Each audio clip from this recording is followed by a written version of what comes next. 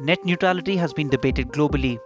However, it gained prominence in India only when Airtel announced its plans to start charging users for VoIP services such as Skype and Viber. Ahead of the report to be released on 9th of May by a 6-member committee set up by Union Minister for Communication and Information Technology Ravi Shankar Prasad, here is a look at the events leading up to it. Airtel demands that Facebook and Google share advertising revenue since they indirectly use internet services provided by telecom companies to increase their audience base. According to data released by Google-backed Measurement Lab or MLab, Airtel throttled roughly 8% of BitTorrent traffic on its network in the first quarter of 2011. In a bid to attract customers accessing the internet primarily to use WhatsApp and Facebook, Reliance decided to launch a prepaid plan of ₹16 per month, allowing unlimited access to the said services.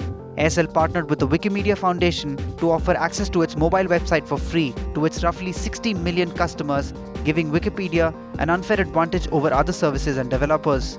A top official at Airtel said that instant messaging apps should be regulated the same way telecom operators are regulated, indirectly highlighting the loss in revenue suffered by telecom operators due to these services competing with legacy services like SMS and MMS offered by service providers. Telecom Regulatory Authority of India or TRAI shelved plans to initiate a consultation process as it felt that operators are able to offset their losses through growth in data revenue.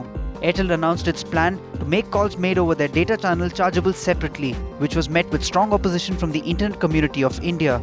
Airtel shelved the plan eventually.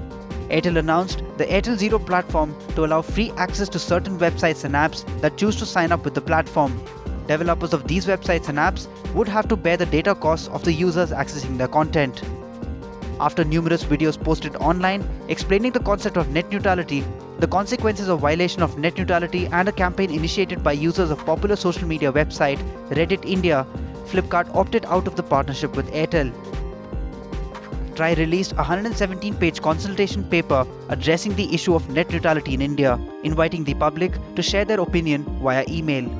A website called SaveTheInternet.in was set up to assist supporters of net neutrality in articulating their own views on the matter in a legally precise manner in order to submit a response to the TRAI before the deadline on 24th of April 2015.